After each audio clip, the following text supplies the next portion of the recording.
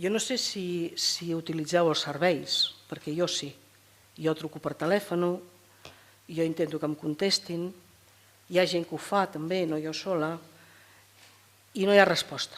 A darrere del telèfon moltes vegades no hi ha resposta.